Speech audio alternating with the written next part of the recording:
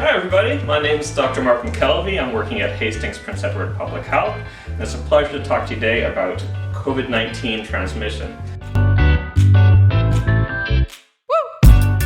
And a way that I like to think about the COVID-19 transmission is likening it to another virus that you may be more familiar with, and that's computer viruses.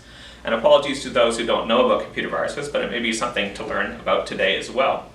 So most of us are using some sort of computer, phone, or tablet device a fair bit. And when we go on the World Wide Web, that crazy place, we're exposed to a lot of different things, including lots of pop-up ads or files that we can download. Now, we know that as part of our daily lives, sometimes you have to download files, that's what you want to do. But also, the more you do this, or the more you download apps that you don't know about, or ads that you're unaware of where the source is, the more you expose yourself to getting a virus. So when we think about this with COVID-19, it's a similar parallel that the more exposures we have, the more potential we have for getting this virus. Now,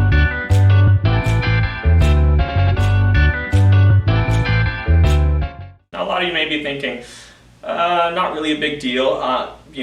Viruses happen all the time. I just wipe my phone, I wipe my tablet, and then I start all over again. And that may be true. We know, fortunately, for most younger people, they don't really get that sick. But what is more concerning is that not everyone can wipe their phone. So you may get it, and you may be able to wipe your phone and move on. So you get all these error messages, and you go, oh, I gotta clear my phone, move on. But what can sometimes happen is that the virus takes over your phone, and you automatically send a message to 2 of your friends, or 3 of your friends. And the message will go something like, click this link if you want to know what I really think about you.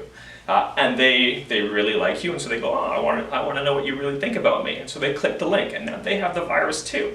And they can spread it to 3 more of their friends that way. And it builds and builds and builds. And eventually, if we get enough people building, and sometimes it's not always in young people, so in the metaphor, that it's not always people who can wipe their phones. Maybe someone who's got an important deadline the next day at work, and they can't lose all that information.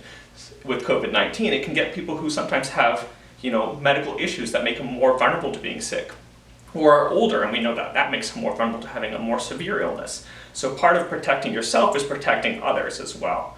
So it's important to recognize that it's not just me who's exposed, but potentially more people around me and people I care about.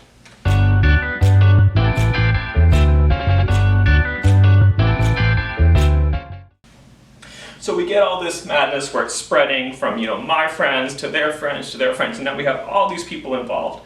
And you go, how does this stop? What can we do? Well, in our digital devices, we sometimes employ different strategies. So being careful about what we click on, but also safeguards that we put in place, right? So antivirus protector you may be familiar with. With COVID-19, we can do a similar thing. We all have these spheres that we live in that we can't avoid. We have our homes, and you can't physically distance really forever from everyone in your home. And sometimes in school, you're going to have some level of exposure to people. If you're working, you probably have to have another level of exposure. So it's important to realize that sometimes you can do everything right and get the virus, but there's different ways that we can do things to reduce our risk of getting the virus.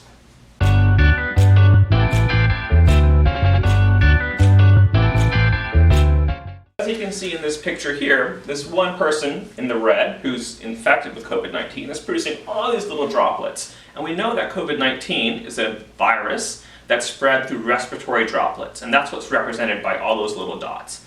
So every day when we speak, when we breathe, when we cough, when we sneeze, we're producing lots of little respiratory droplets. Now if we're coughing or sneezing, we're propelling these further, and we're producing more droplets. But whatever we do, we are producing these droplets.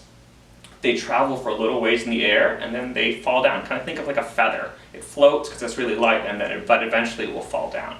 So in this case here, we have someone who is breathing or coughing and producing all these respiratory droplets which COVID-19 might be floating on. And that's how it might enter someone else's body, that the droplets travel to that other person. They either breathe it in, or they touch something that is contaminated with those droplets. So they might touch their face, which has droplets land on it, or they might touch a surface, and then from their hands, they lick their fingers or they eat, and then the virus gets inside their body. So in this case, this person is producing all these droplets, but fortunately the person in the blue there, they're standing 2 meters or 6 feet away from that person. And so the distance is such that the amount of exposure they have is very little. You can see that there's only a couple little droplets that make it all the way over there. And so it probably doesn't, their chance of getting infected is much lower.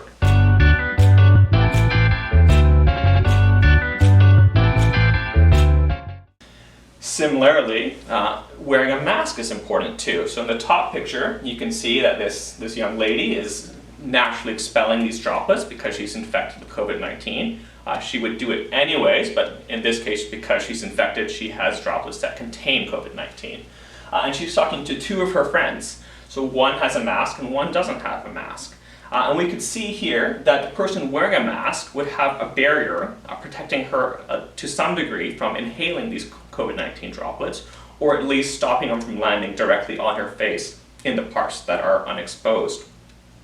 On the bottom picture though, we can see the real value of the mask is when the person who's infected is wearing the mask. So the amount of droplets that she is propelling or producing are much lower because the mask is actually capturing them at the point they leave her mouth or her nose.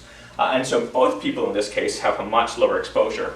But even the best scenario is that she's wearing a mask and so she's producing less, and she's wearing a mask so she actually is less exposed. So in doing so, of physically distancing and wearing a mask, you're significantly reducing your chance of getting COVID-19. Going back to the computer example, that's like doing a lot less clicks or downloading things that aren't safe.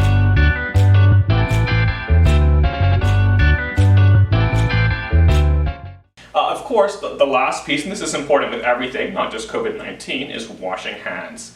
So I talked about the droplets can be inhaled, but they can also land on surfaces. And when we touch surfaces, we pick up the virus onto our hands, and then if we were to lick our hands or when we're eating or touching our food, we would ingest the virus that way and can expose ourselves. So washing your hands is very important.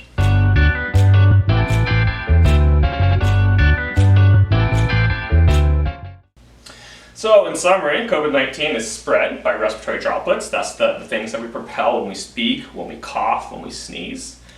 And then we increase our chances of getting COVID-19 when we have lots of contacts. So we have lots of people who could potentially infect us, or that we could potentially infect, that we could transmit to them. The chances go up the more people you interact with. Similarly, the chances go up of getting a virus the more times you click or download random files. Okay. The other component is we can reduce our risk by physical distancing. So the closer we are to somebody, remember that kind of big cloud of droplets, the more likely we are to have a higher exposure, the more likely we are to develop the infection. So how do we reduce the risk of transmitting COVID-19? We physically distance, we wear masks, we wash our hands often if we have symptoms, so to stop even someone being exposed to the virus in the first place. You stay home if you're sick. And then in some cases, it's appropriate to get testing, and so we talk to our parents or to healthcare providers about that.